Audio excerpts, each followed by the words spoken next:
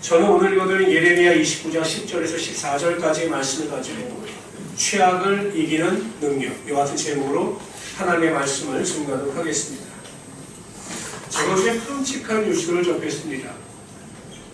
한의사였던 남편이 아내와 5살 된 아들과 1살 된 딸을 죽이고 본인도 투신해서 자살을 하는 그 사건을 제가 접했습니다.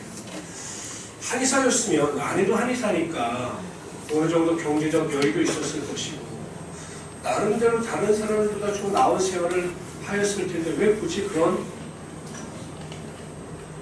끔찍한 일을 벌였을까? 말을 들어보니까 한의원을 확장시켜 나가면서 여러 가지 채무관계가 있었는데 그 채무관계에 대한 압박을 이기지 못하고 그러한 극단적인 선택을 하는 것이 아닐까라는 생각을 했습니다. 그러면서 한편으로 제가 생각하기에 만일 그 가장에게 이런 최악의 환경을 이길 수 있는 능력이 있었다거나 문제 앞에서 문제를 해결해 나갈 수 있는 올바른 믿음의 태도가 있었더라면 그게 극단적인 선택을 하지 않았을까라는 생각을 해보았습니다. 오늘 본문에 나오는 주인공들, 그러니까 하나님의 말씀을 받는 이 주인공들은 포로들입니다. 그러니까 남유다 백성들이 하나님 앞에서 바로 서지 못하고 또 왕과 신하들이 죄를 범함으로 말미암아 하나님께서 남유다를 멸망시키셨습니다. 그리고 남유다 백성들의 일부를 바벨론의 포로로 잡혀가게 하셨습니다. 그러니까 이 성경의 말씀, 오늘의 본문 말씀을 듣는 이스라엘 백성들은 자의에 의해서 바벨론의 포로로 끌려온 자들이 아니라 타의에 의해서 억지로 바벨론의 포로로 잡혀온 자들입니다. 거의 노예와 같은 수준이죠. 그러니까 적군의 포로니까 그 바벨론에서의 삶의 환경의 모습은 설명하지 않아도 최악의 삶의 조건이었을 겁니다. 모든 것을 포기하고 싶었을 겁니다. 근데 바로 그때 하나님께서 그들에게 나타나셔서 최악의 상황 가운데 직면해 있는 그 이스라엘 백성들에게 이 최악의 환경을 이길 수 있는 은혜와 능력이 무엇인가를 가르쳐 주시고 있습니다. 우리가 이 세상을 살아가면서 문제를 경험하지 않는 사람은 하나도 없어요. 성도들도 예외는 아닙니다. 우리는 끊임없이 문제를 만나고 그 문제 앞에서 그 상황과 환경 앞에서 절망하고 낙심할 때가 있습니다. 어떠한 상황 같은 경우는 최악이죠. 과연 내가 이것을 이길 수 있을까? 그래서 우리는 그 환경 가운데 그 문제 앞에서 모든 것을 포기하고 뒤로 물러가거나 정말 믿음 없는 말과 행동을 함으로 하나님을 실망시킬 때가 너무나 많음을 고백합니다. 저는 오늘 시험을 본문을 통해서 우리가 직면하고 있는 최악의 환경, 또 우리가 직면하고 있는 최악의 문제 가운데 그것을 능히 이길 수 있는 능력은 무엇인가? 우리가 어떻게 하면 그 환경을 능히 이기며 나갈 수 있을 것인가에 대하여 살펴보라 함께 은혜를 나누고자 합니다. 첫 번째로 우리가 최악을 이길 수 있기 위해서는 반드시 하나님께서 우리에게 주신 약속을 잊지 말아야 합니다. 우리 10절 한번 읽어볼까요? 10절 읽습니다. 시작. 다시 크게요. 시작. 여호와께서 이와 같이 말씀하시니라. 바벨론에서 70년이 차면 내가 너희를 돌보고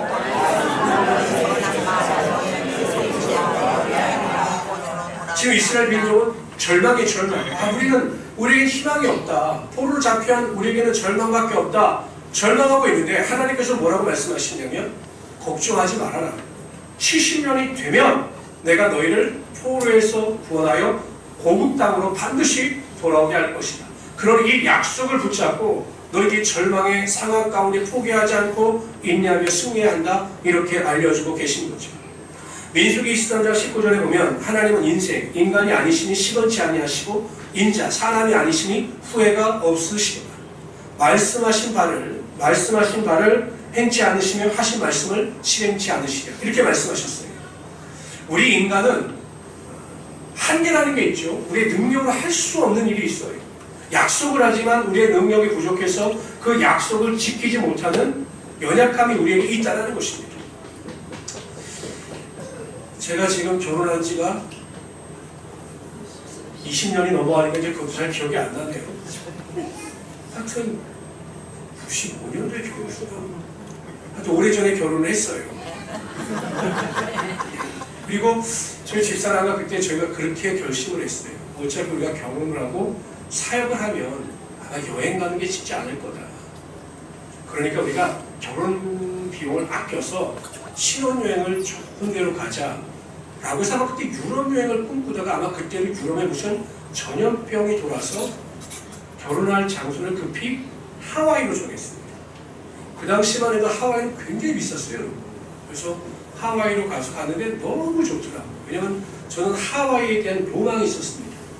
왜냐면 제 영어책이 그때는 5종 교과서였는데 제 영어책의 표지 모델이 와이키키 해변에 있는 그 열대수 이거 있었는데 나는 꼭 하와이 와이키키 해변을 한번 가봐야 되겠다 해서 이제 하와이로 갔죠. 저희 집사람 너무 좋아하죠. 그래서 마우이 섬, 주라기 공원에 촬영지였던 마우이 섬도 가보고 너무 좋았습니다. 그래서 우리 집사람이 너무 좋아하길래 제가 약속을 했죠. 너무 좋아, 좋다는 거예요. 그럼 내가 10년 뒤에 결혼 10주년 때 다시 하와이에 올 테니까 걱정하지 마. 저희 집사람은 순진한 눈을 해가면서 제 말을 믿었습니다. 갔을까요? 못 갔을까요? 갔을까요? 못 갔을까요? 하경 형제만 믿음이 있을지 못 갔어요. 못 간 이유가 삶을 하다 보니까 시간이 안 나고 또 아이들도 태어나니까 경제적인 부분들이 너무 크더라고요. 그래서 제가 아내에게 약속을 지키지 못했습니다. 아직까지도 하와이 이야기를 하는데 저희 집사람은 크게 기대하지 않는 모습이라 제가 이야기를 합니다. 제가 이런 말씀을 드리면 인간은 이렇게 연약해요. 약속을 하지만 자녀에게 남편에게 다른 사람들이 약속은 하지만 그 약속을 지키지 못할 때가 너무나 많습니다. 그래서 다른 사람을 실망시키죠. 근데 하나님은 절대 그러시는 분이 아니시다라는 겁니다. 하나님은 반드시 우리에게 약속하신 말을 지키셔요. 그 약속이 아무리 어렵고 불가능한 일이 할지라도 하나님은 전지전능하신 하나님이시기 때문에 하나님의 약속을 반드시 지키고 행하신다는 것입니다. 아멘. 하나님께서 아브라함에게 갈대아 우르를 떠나라고 명령하셔요. 그러면서 그에게 뭐라고 약속하셨냐면 다 같이 읽어봅시다. 시작. 내가 너로 후 민족을 이루고 내게 복을 주어 내 이름을 찬송케 하리니 너는 복의 근원이 될지라. 너로 큰 민족을 이루게 할 것이다 라고 약속하셨습니다. 이게 75세 때 아브라함에게 약속하신 말씀입니다. 근데 시간이 흐르고 흘러도 그 약속이 성취되지 않은 것 같았어요. 그런데 마침내 100세가 되었을 때 육신으로 다 죽은 나이가 되었을 때 하나님께서 기적의 능력을 행하셔서 그에게 이삭을 허락하여 주셨죠. 아들 하나입니다. 근데 이 아들 하나가 어떻게 큰 민족을 이룰 것인가? 하나님께서 이스라엘 백성들을 애굽 땅으로 옮기게 하시고 그 땅에서 200만이나 되는 큰 백성으로 분케하여 주셨습니다. 이게 무엇입니까? 하나님께서 아브라함에게 하셨던 그 약속을 기억하시고 감히 상상할 수 없었던 큰 민족이 나타날 수 있도록 하나님께서 허락하여 주셨던 거죠. 성도 여러분, 그러므로 우리가 어떤 상황 가운데 있다 할지라도 우리 인간의 눈으로 볼 때에는 그 환경이 나를 멸망시킬 것 같고 나를 쓰러뜨릴 것 같은 압박감의 환경이라 할지라도 하나님께서 나에게 약속하셨고 나에게 이루고자 말씀하셨던 모든 것이 내 삶에 넉넉히 이루어질 것을 믿고 하나님 앞에 감사하며 모든 환경을 넉넉히 이기며 살아갈 수 있기를 주님으로 축원합니다. 아멘. 다양한 약속이 있어요. 기도하면 내가 들을 것이다. 다양한 약속이 있죠.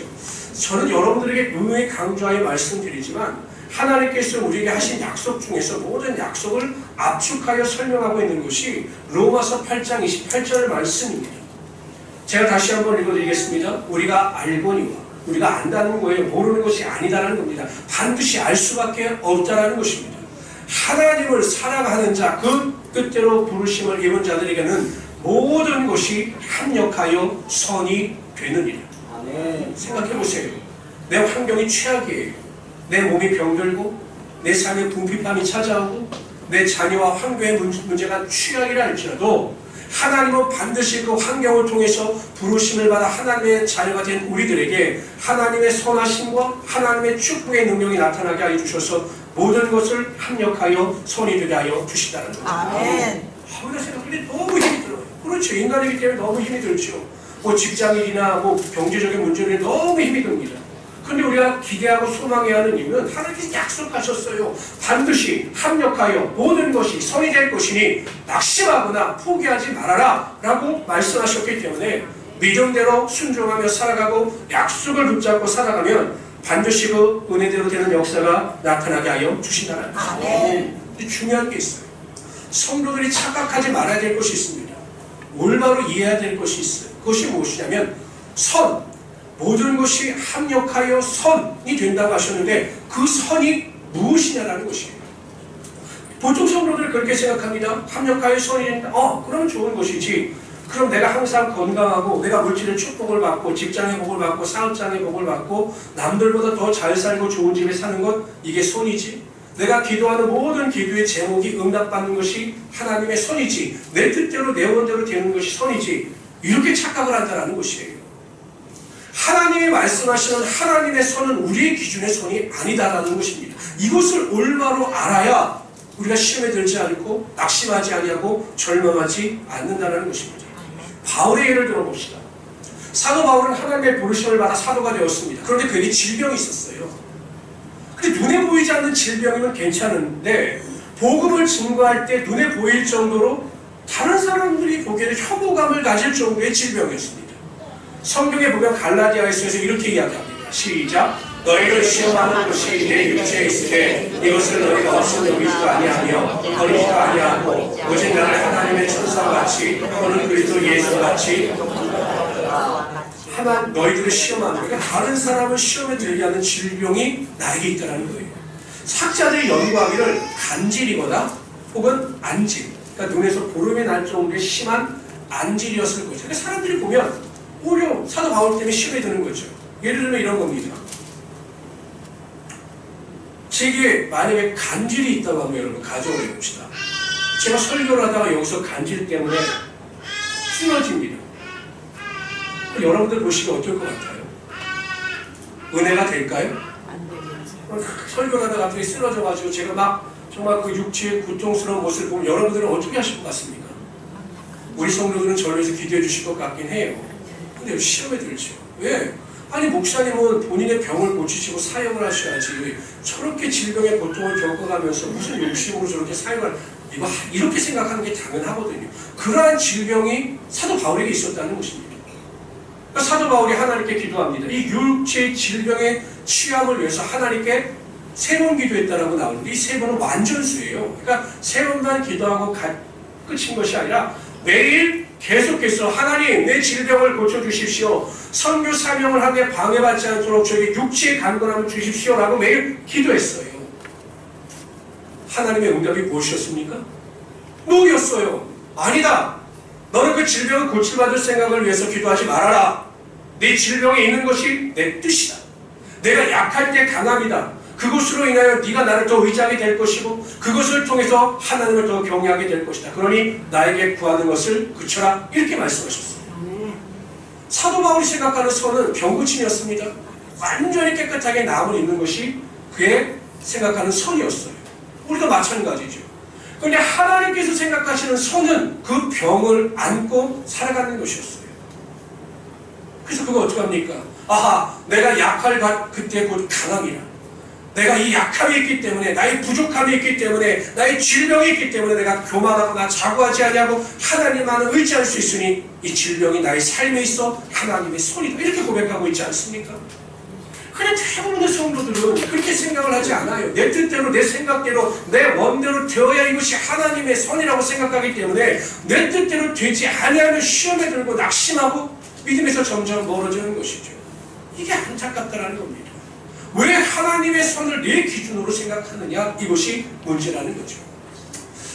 제가 어저께 강남에서 목사님 자제분의 결혼식이 있어서 갈까 말까 고민을 하다가 전화를 해보니까 아무도 안 가신다고 해서 제가 십자가를 지고 코로나를 대항하여 갔다 왔습니다. 갔는데 제 차를 타고 가는 목회자분들이 다 어려운 분들이에요. 굉장히 어려운 분들인데 이제 목회를 하고 하다 이제 그분들이 그런 탄식을 하시더라고요. 왜 하나님께서 나에게 물질을 안 주실까? 왜 하나님께서 나에게 여유를 안 주실까? 너무 힘드니까요. 월세를 걱정해야 되고 이러니까 그런 말씀을 하시는 겁니다. 그러다가 제가 이렇게 같이 이야기를 하다 그렇게 결론을 내렸습니다. 우리가 당하는 궁핍 때문에, 우리가 당하는 문제 때문에 목회자로서 하나님을 더 의지하게 되고 하나님을 바라볼 수 있다면 오히려 우리가 당하는 궁핍함이나 우리가 당하는 문제가 하나님의 선이 아니겠습니까? 저도 그렇게 생각을 합니다. 여러분 생각해 보세요. 여러분 성도님들이, 우리 성도님들이 말을 참 잘 들으셔요. 제 말을 참 잘 들으셔요. 그쵸?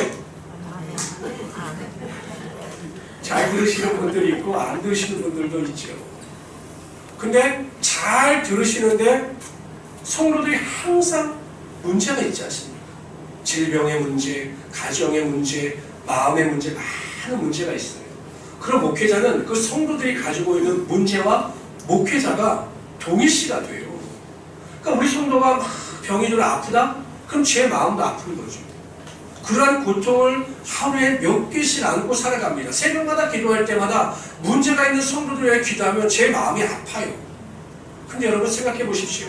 그러한 성도들의 문제가 있고 그러한 성도들의 아픔이 있기 때문에 제가 항상 긴장하고 믿음 안에서 하나님께 기도할 수 있게 되는 것이고, 그렇게 기도할 수만 있다면 오히려 성도들의 문제로 인하여 겪는 제 마음의 고통이 하나님의 선이고 하나님의 축복일 수가 있다는 것이죠.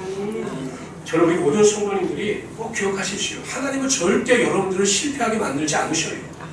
반드시 하나님께서는 여러분들을 멸망케 하시지 않아요. 반드시 어떤 환경 가운데 있다 할지라도, 심한 좌절감과 고통을 느끼는 환경 가운데 있다 할지라도 합력하여 선이 되게 하시고 하나님의 영광과 능력이 되게 하여 주시는 것입니다. 그래서 어떤 환경에 있든지 낙심하거나 뒤로 물러가지 마시고 하나님의 약속의 말씀을 붙잡고 더 하나님 앞에 가까이 나아갈 수 있는 우리 귀한 성도들이 되시기를 주님으로 축원합니다. 아멘. 두 번째로 우리가 취약을 이길 수 있기 위해서는 취약 가운데 하나님이 주시는 평안과 소망을 가지고 살아가야 합니다.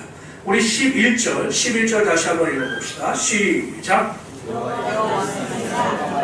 나의 하늘 향한 나의 생각은 내가 하나니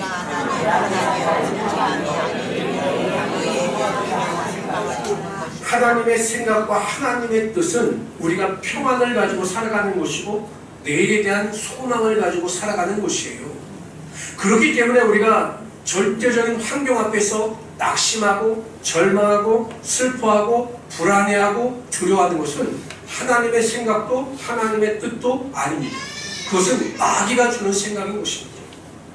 그런데 하나님께서 오늘 본문 말씀을 통해서 내가 나의 생각은 너를 향한 나의 뜻은 재앙이 아니라 평안이고 너의 장래에 어떠한 환경 가운데 있다 할지라도 소망을 주는 것이 내 뜻이다 라고 알려주신 다음 그러한 평안과 소망을 이루어갈 수 있는 방법이 무엇인가에 대하여 말씀하고 있습니다. 첫째로 간절한 마음을 가지고 하나님께 기도하면 하나님께서 마음의 평안을 주신다는 것입니다. 12절 다시 한번 읽어봅시다. 시작.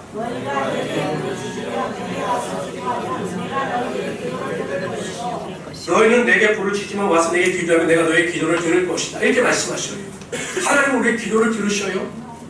빌립보서 4장 6절 7절에 보면 이렇게 말씀하십니다. 아무것도 염려하지 말고 오직 모든 일에 기도와 간구로 너희 구할 것을 감사함으로 하나님께 아뢰라. 그리하면 모든 지각에 뛰어나신 하나님의 평강이 그리스도 예수 안에서 너의 마음과 생각을 지키실 것이다. 아멘. 마음 가운데 염려와 근심이 떠나가고 평강의 능력이 반드시 임하게 하여 주신다는 것입니다. 아멘. 기도해보세요. 정말 여러분 포기하지 말고 기도해보세요. 매일 매 순간마다 하루에 깨어서 정말 30분 이상씩 기도해보세요. 여러분의 인생 가운데 세상에 줄 수 없는 절대 평강의 능력이 반드시 임하게 되는 것이죠. 아멘. 뿐만 아니라 이사야서 26장 3절은 이렇게 말씀하십니다. 시작. 주께서 심지가 견고한 자를 평강으로 지키시니 이는 그가 주님을 의지해서 믿음으로 기도하는 자에게 하나님께서 평강을 도와심으로 절대 평강의 능력을 가지고 살아가게 하여 주신다라고 약속하셨습니다. 시편 42편 5절은 보면 제가 말씀을 드리겠습니다. 내 영혼은 내가 어찌하여 낭망하며 어찌하여 내 속에서 불안하여 하는고 너는 하나님을 바라라. 그 얼굴의 좋으심을 인하여 내가 오히려 찬송하리라. 두려우십니까? 마음의 무거운 짐을 가지고 계십니까? 하나님을 바라보고 하나님을 기대하고 하나님께 기도하면 하나님께서 하나님을 찬송할 수 있는 마음의 평강의 능력이 반드시 여러분 삶 가운데 임하게 하여 주시는 거죠. 아멘.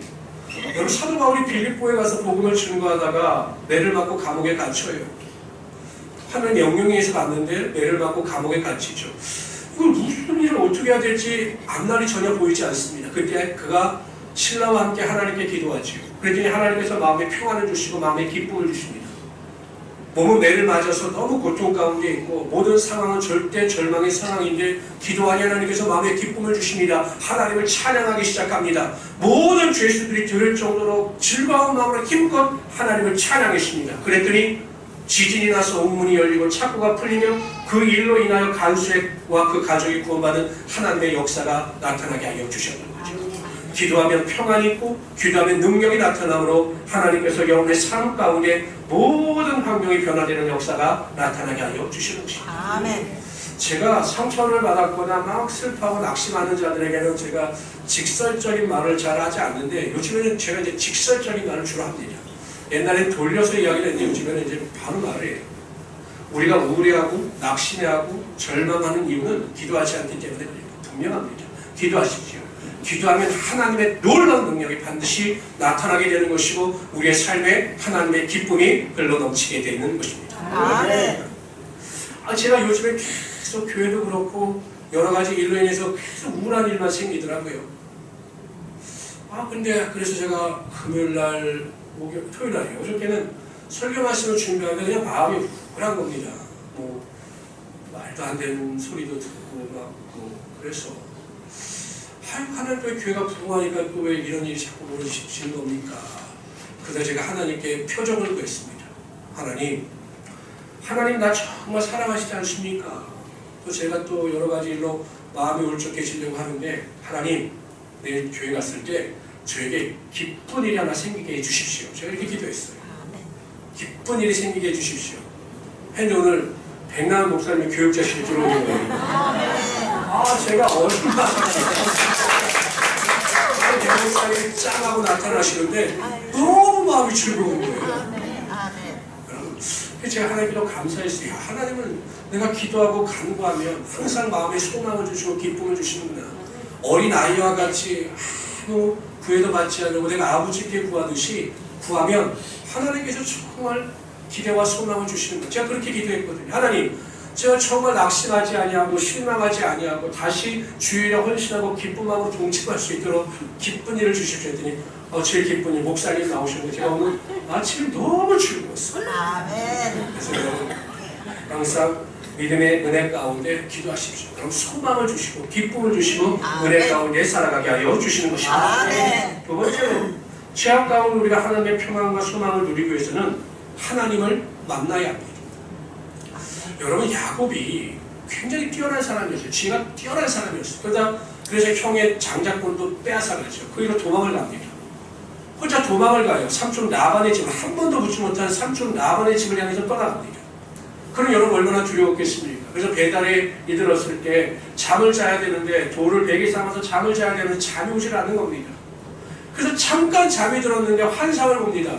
땅에서부터 하늘까지 큰 사다리가 놓이고 그 사닥다리를 천사들이 오르락내리락하는 겁니다.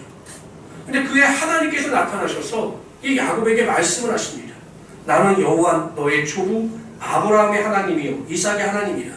너 누울 땅을 내가 너와 내 자손에게 주리니 내 자손이 땅의 티끌같이 되어서 동서남북에 편만할지며 땅의 모든 족속이 너와 내 자손을 인하여 복을 얻으리라. 내가 너와 함께 있어 내가 어디로 가든지 너를 지키며 너를 이끌어 이 땅으로 돌아오게 할지라. 내가 내게 허락하는 것을 다 이루기까지 너를 떠나지 아니하리라. 아멘. 이 하나님을 만나고 나서 야곱이 뭐라고 고백하냐면 하나님께서 여기 계셨거늘 내가 알지 못하였구나. 이렇게 고백합니다.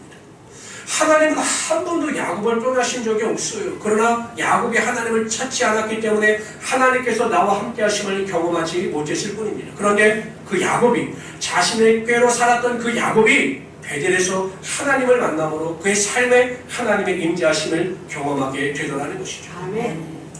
이스라엘 백성들이 블레셋과 싸움을 하는데 골리앗이라고 하는 적군의 장수가 나와서 이스라엘 백성들을 조롱합니다. 그래 사울 왕이 감히 맞서서 싸울 생각을 하지 못하는 것입니다. 사울 왕도 나이도 키도 크고 용사예요. 근데 여러분 한번 생각해 보십시오. 그 사울 왕이 하나님에 대한 지식이 없었겠습니까? 하나님께서 천지를 창조하시고 전지전능하신 하나님이시다 라고 하는 그 하나님에 대한 지식이 없었겠느냐라는 것이 있었어요. 하나님의 율법을 모를 리가 없기 때문에 하나님의 속성에 대해서 알았습니다. 근데 문제는 그러한 하나님을 그의 삶 가운데 매일 경험하지 못했다는 거죠. 이제 다윗이 나타납니다.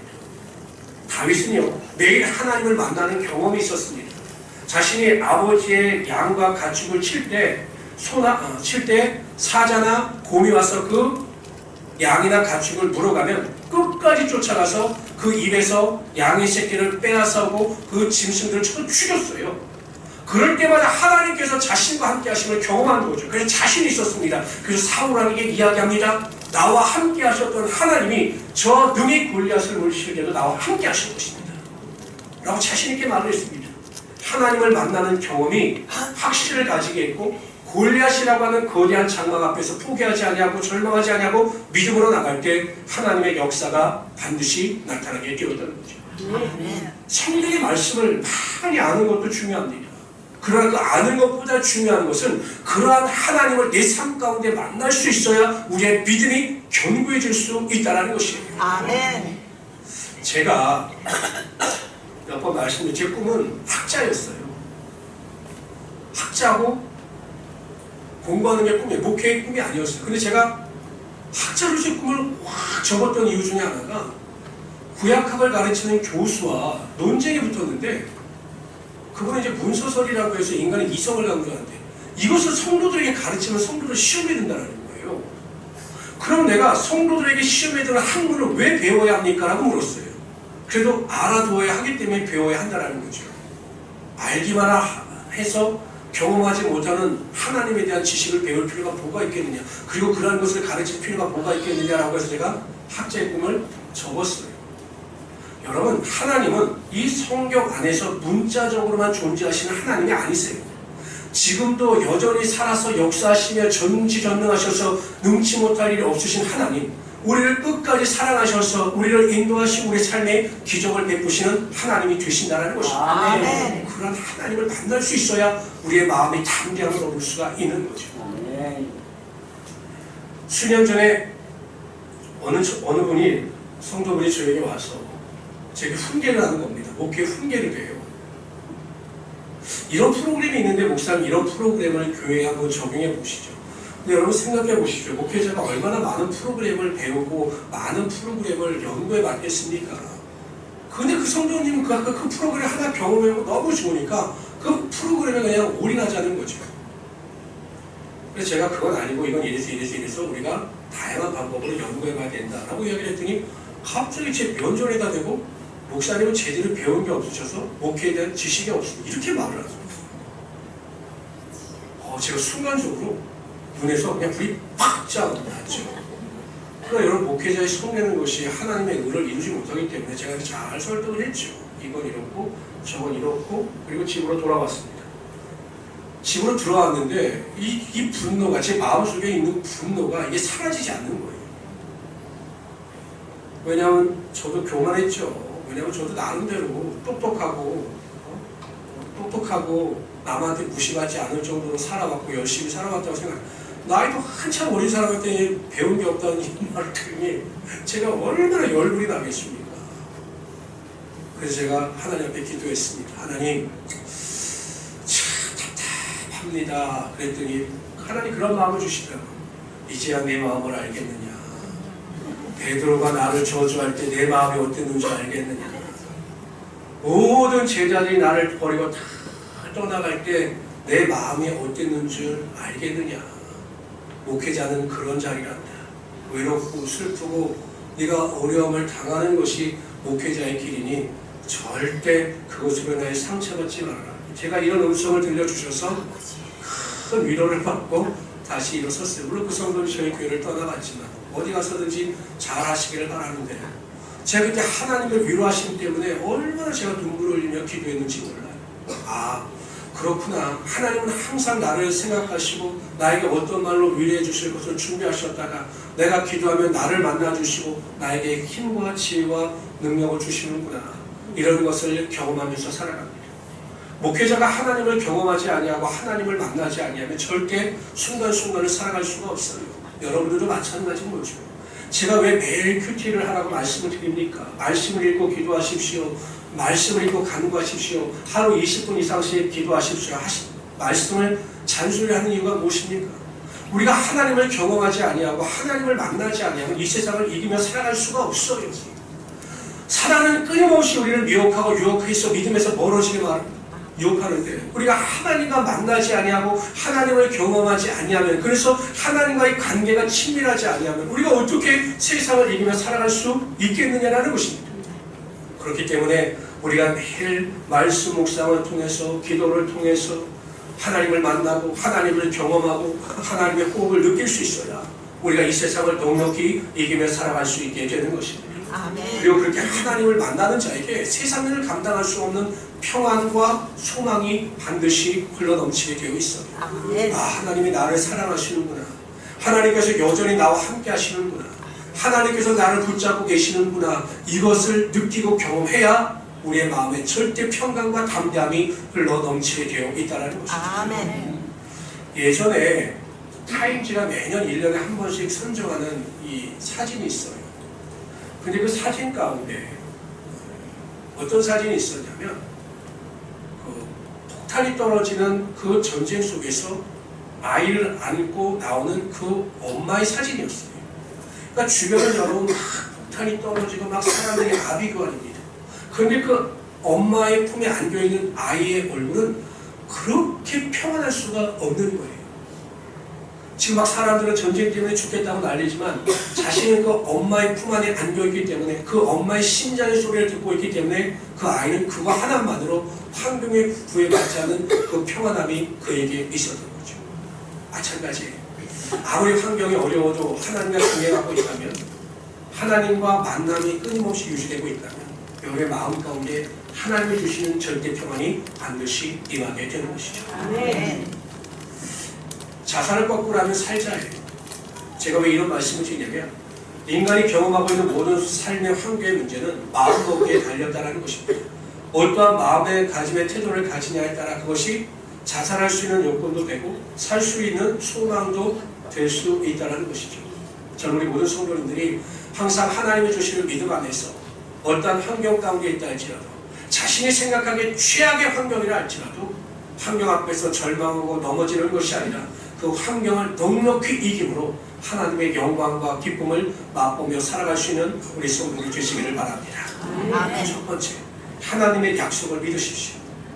하나님은 반드시 모든 것이 합력하여 선이 되게 하여 주시는 하나님이 되십니다. 아멘. 우리가 믿음으로 기도하고 약속을 믿을 때 반드시 하나님의 역사와 능력이 선이 되어 여러분 삶 가운데 임하게 되는 것입니다. 아멘. 두 번째, 기도하십시오.